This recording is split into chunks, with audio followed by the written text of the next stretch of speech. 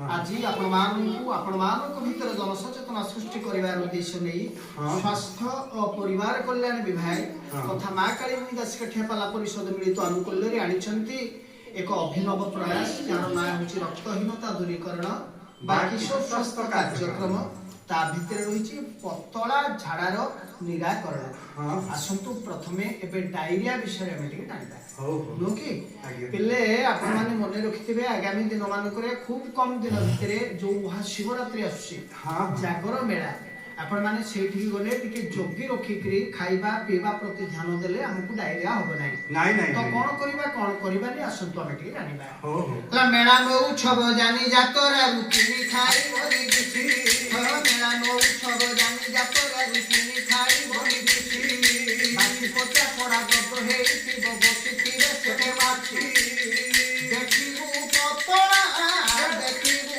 टटका हेई कि माथका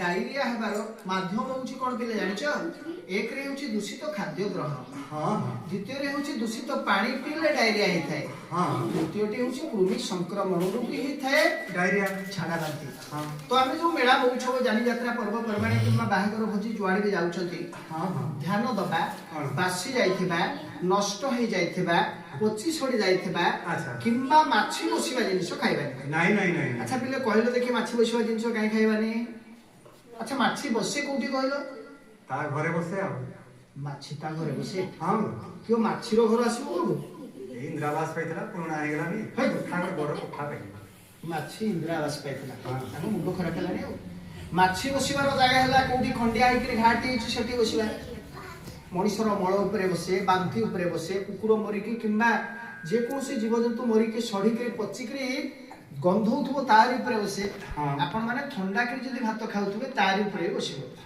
माछी बसिबा खाद्य खाइला हमको झाडा बांती होबो निश्चय नहीं कि तेनु जोठी खाइबा जहा खाइबा सज तटका गरम फ्रेश जिंस खाइबा ठीक सेमती दूषित पानी पीबा नहीं दूषित पानी कोन पिले जिमिति कि नई नाळ कुओ पोखरी बिलो झरणा गडिया बांफी कोठी पानी न पी केवल आमे पीबा अरे नळ कुओ पानी छाणी रखिबा ढंके डंकी काढी पीबा हाथ न लगे नळ कुओ पानी छाणी रखिबा ढंके डंकी काढी पीबा हाथ न लगे नीति कोणे सईबा मसारी बाड़ी घर रखुथिबा सफा करी पानी जमे दबानी घर पाखर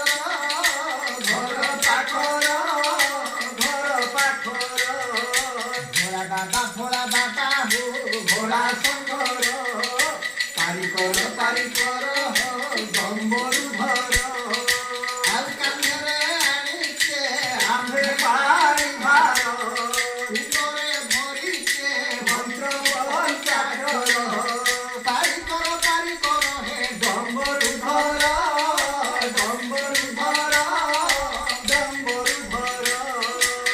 केवल आमे नलकूप पानी छाणिकरी पीबा हला ए नलकूप जदी खराब हे तो नलकूप खराब हेतले आमे टिबेल पानी जदी पाइले ताहले को पानी भी पी पारिबा जे किंतु ब्लीचिंग पाउडर पके पानी को विशोधन करके आमे पीना अरे ब्लीचिंग पाउडर जदी नथिबो को पानी आनिबा क्लोरीन बटिका पके के पीबा क्लोरीन बटिका जदी नथिबो हेलोजन बटिका तो थिबो ना हेलोजन बटिका भी जदी नथिबो कोन करिया पीले कहले देखि पानी के आनिबा फुटेइबा ठंडा करिबा हांडी रे नेकरी पकेइबा हला कि हांडी रे रखिबा पानी काढिला बेले केही हाथ रे काढिबानी केही हाथ रे काढिबनी गोड़ रे काढिबा चटकणा लगे जिते कहला बेलू मत जिते बाठिबू बाठ मु सेही तर पुड़ा काट हैं ଆରେ ପାଣି କାଢିବାର ବ୍ୟବସ୍ଥା ଆପଣଙ୍କ ସ୍କୁଲରେ ବି ଥିବ, ଲମ୍ବା କରି ଖଣ୍ଡେ ନାଡ ଲାଗିଥିବା ଡଙ୍କି ବ୍ୟବହାର କଲେ ଆମକୁ ସୁବିଧା ହବ ନା, ଅଳିଆ ହାତ ଭିତରକୁ ଯିବ ନାହିଁ।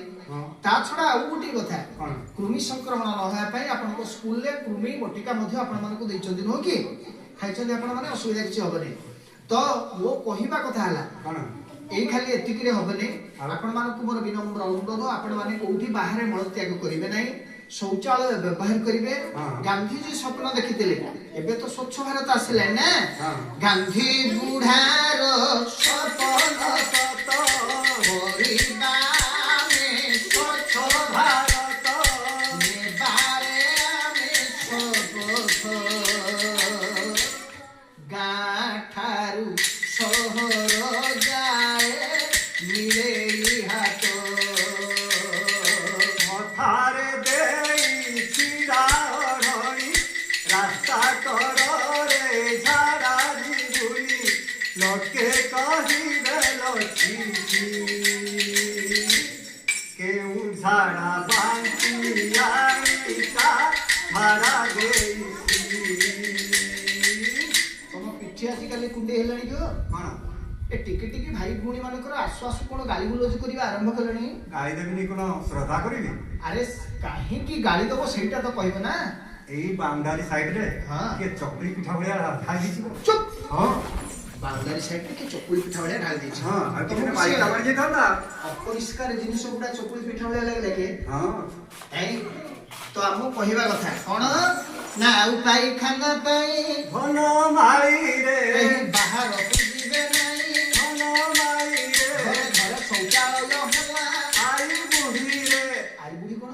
ଆଇ ବୁଢୀ ବଡ ଖଟିଆରେ ପଡିଛି ନା, ଆକୁ ବି ପାଇଖାନା ପଠେଇବେ। ପାଇଖାନା ଆମେ ସମସ୍ତେ ଆଜ୍ଞା ଶୌଚାଳୟ ବ୍ୟବହାର କରିବା। ହଁ। ଶୌଚାଳୟକୁ ଗଲା ବେଳେ ହଁ। ଆମେ ସମସ୍ତେ ପାଦରେ ଚପଲ ମାଡ଼ିକରି ଯିବା। ହଁ। ଆସିଲା ପରେ ପରେ ଖାଇବା ଆଗରୁ, ଖାଇସାରିଲା ପରେ ପରେ ପ୍ରତ୍ୟେକ ଥର ହଁ। କଣ କରିବା ନା, ହାତରେ ସାବୁନ ଲଗେଇ 6ଟା ଫର୍ମୁଲାରେ ହାତ ଧୁଆଧୁଇ କରିବା। ହଁ ପିଲେ ଜାଣିଛ ନା? ଜାଣିଛ? ଆମେ ଖାଇବା ଆଗରୁ ପ୍ରଥମେ ପାଣିରେ ହାତକୁ ଉଦା କରି ବତୁରେଇ ଦେଇ ସାବୁନ ଲଗେଇଲେ, ନହେଲେ ହ୍ୟାଣ୍ଡ ୱାଶ ଲଗେଇଲେ, ହେଲା କି? ଇଏ ହେଲା ପ୍ରଥମ ସୋପାନ ପିଲେ। ଦ୍ୱିତୀୟ ସୋପାନ ପାପୁଲିର ପଛ ଭାଗରେ ସାବୁନ ଫେଣ ଆମେ ଲଗେଇଲେ। ତୃତୀୟ ସୋପାନ ଆଙ୍ଗୁଳି ସନ୍ଧିରେ ଗୋଳି ନା ଭିତରେ ଭିତରେ କେତେ ରଙ୍ଗର ସମ ଉପରେ ଉପରେ କୋଳି, ଇଏ ହେଲା ତୃତୀୟ ସୋପାନ। ଚତୁର୍ଥ ସୋପାନ କୋଉଟା ନା, ବୁଢା ଆଙ୍ଗୁଠି ସନ୍ଧିକି ସାବୁନ ଫେଣ ଲଗେଇଲେ, ହେଲା। ଇଏ ହେଲା ଚତୁର୍ଥ ସୋପାନ। ପଞ୍ଚମ ସୋପାନ କୋଉଟା? 5 ଆଙ୍ଗୁଳିର ଏଇ ଯୋଉ ନଖ ଭିତରେ ମଇଳା ରହିଛି ତାକୁ ବାହାର କରିବା। ପିଲେ ସପ୍ତାହରେ ଥରେ ନିହାତି ନଖ କାଟୁଥିବ, କାଟୁଛ ନା? ଖଣ୍ଡିଆ ଖଣ୍ଡିଆ କରି ନଖ କାଟିବ, ନଖ ଭିତରୁ ମଇଳାକୁ ବାହାର କରିବା ପାଇଁ ହେଲା ଇଏ ଫର୍ମୁଲା, ହେଲା। ଆମେ ଇଏ ହେଲା ପଞ୍ଚମ ଫର୍ମୁଲା। ଷଷ୍ଠ କୋଉଟା ନା, ଷଷ୍ଠ ହଉଛି ପାପୁଲିର ପଛ ଭାଗ ଚକୁଟିରେ ସାବୁନ ଫେଣ ଲଗେଇଲେ। ଆଚ୍ଛା, ସାବୁନ ଫେଣ ଲଗା କାମ ସରିଲା। ଏଥର ଆମେ ହାତ ଧୋଇବା। ଆଚ୍ଛା, ହାତ କୋଉଠି ଧୋଇବା କହିଲ? ଏଇ ଗାଡିଆ ଧୋଇବା ଆଉ ଗଡିଆରେ ଧୋଇବା। ହଁ ଶୌଚାଳୟ ଆମେ ବ୍ୟବହାର କରୁଛନ୍ତି, ନାଳକୁ ଯିବା ହାତ ଧୋଇବାକୁ ନା। କହିଲା ବହନ୍ତା ପାଣିରେ ହାତ ଧୋଇ ଦବ, ଆରେ ଗାମୁଛାରେ ହାତ ଦେବେ ନ ପଚିବ। କୋଉଠି ବାହାରିଲା ବଦମାସି ଆଉ। ଆରେ ଗାମୁଛାରେ ହାତ କାହିଁ ପୋଛିବାନି? ଏଇ ଝିଅ ପିଲାମାନେ ସିଙ୍ଗଡି କରୁଛନ୍ତି। ହଁ ନାଇଁ, କାରଣ ଆମ ଗାମୁଛା ସଫା ସୁତରା ଥାଇ ନପାରେ, ତେଣୁ ଏ ଯୋଉ ପବନ ବାଜୁଛି, ପବନ ବାଜିକି ଛାଡିଦେବା ହାତକୁ ଶୁଖିଯିବା ପାଇଁ, ନୁହଁ? ଏ ତ ଥିଲା ଡାଇରିଆ ଉପରେ ସଂକ୍ଷେପରେ ଟିକେ କହିଲି। ଏଥର ଆମେ ଜାଣିବା ରକ୍ତହୀନତା। ଆପଣମାନଙ୍କ ରକ୍ତକୁ ଯଦି